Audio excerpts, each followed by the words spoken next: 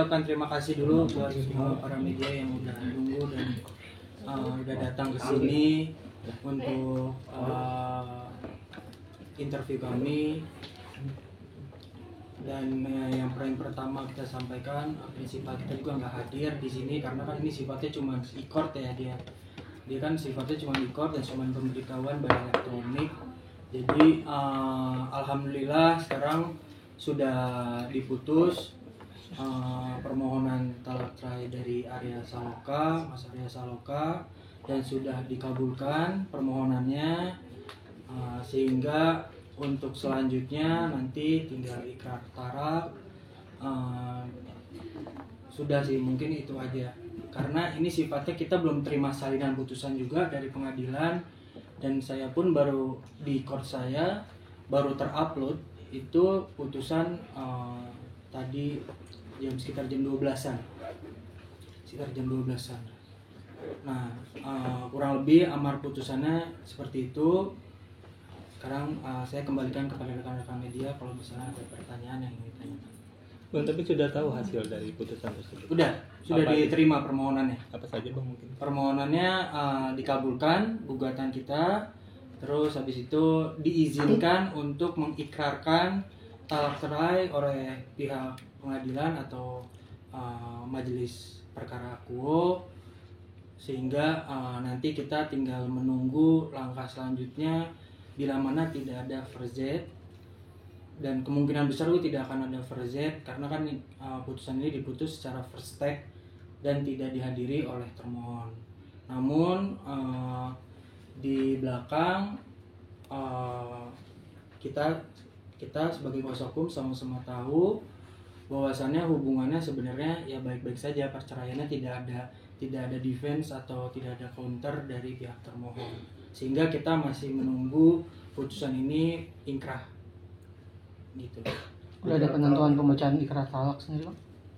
Belum, karena kan setelah dia diajukan tuh setelah ingkrah 14 hari setelah ingkrah itu putusannya sudah dianggap diberitahukan kepada para pihak gitu 14 hari setelah itu. Bang, nanti Arya berarti harus wajib ya Bang untuk iya. Kalau untuk ikrarnya dia wajib harus hadir. Bang, hak asuh anak gimana? Untuk hak asuh anak ya sebagaimana keterangan founding partner kami Pak Noveriski, dan hasil dari fakta-fakta di persidangan itu hak asuh anak jatuh kepada Putriana. By law memang di bawah dari 12 tahun hak asuh anak jatuh kepada ibunya. Untuk nafkah sendiri ada yang kalau untuk nafkah kita tidak perdebatkan di situ, dan kita juga tidak ada petitum atau posita yang membahas terkait dengan nafkah. Jadi nafkah itu semuanya kita kembalikan kepada para pihak, termasuk prinsipal kami. Bang, ini kan bisa dibilang dari awal mulai persidangan, dari persidangan pertama hingga sekarang putusan, berarti dari pihak Putriana tidak tampak hadir juga ya Bang ya? Betul, tidak hadir, dan sudah diputus juga dalam putusan di situ dijelaskan bahwasannya panggilan itu sudah secara patut dikirim dan diterima. Gitu. Bang, ya gue lupa tadi. Arya sendiri mendengar putusan ini gimana? Sudah tersampaikan atau gimana? Ya beliau selalu mendoakan yang terbaik lah untuk langkah ini. Jadi responnya juga ya siapa sih yang ada respon cerai senang gitu, nggak mungkin kan. Jadi kalau respon dari Arya sendiri ya beliau cuman berterima kasih kepada kita karena kita kuasa hukumnya menjalankan tugasnya sesuai dengan apa yang dipermohonkan oleh klien kami. Gitu sih. Dia ngerasa lega nggak karena permasalahannya selesai?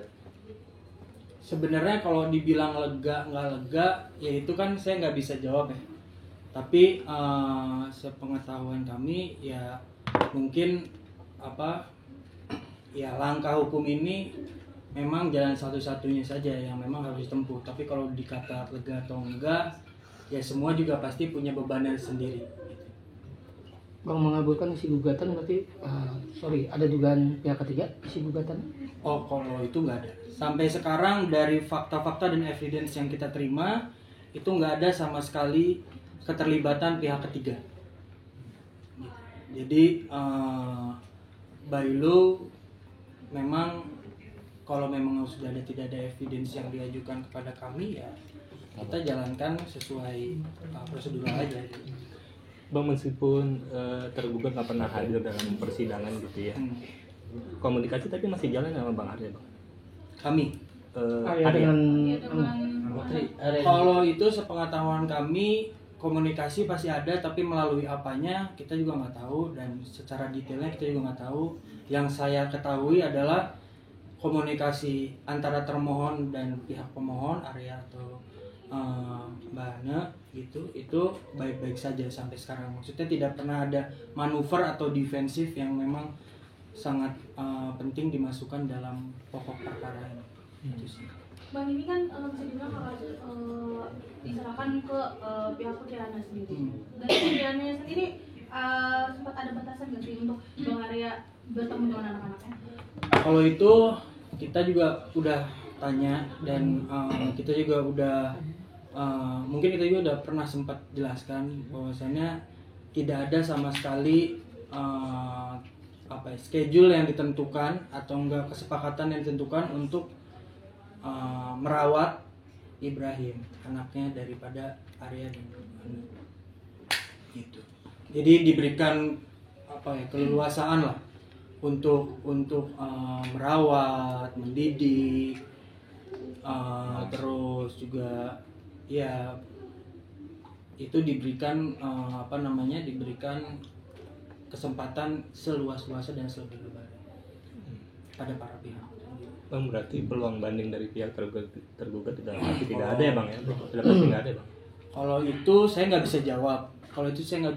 Karena ini kan first step putusannya, jadi nggak ada banding, mungkin first Z. Nah, di perlawanan itu sampai dengan saat ini tidak pernah ada kita mendapatkan informasi bahwasannya akan ada perlawanan atau tidak pernah ada. Tapi saya nggak bisa menjamin bahwasannya ini tidak ada first Z gitu loh. Gitu sih. Tapi yang saya harus tegaskan, perceraian ini memang diambil berdasarkan itikat baik, dan memang yang diceritakan kepada kami juga hubungan antara mereka tetap baik, apalagi untuk menjaga pendidikannya anaknya, kesehatan dan lain-lainnya. Gitu sih. udah aman.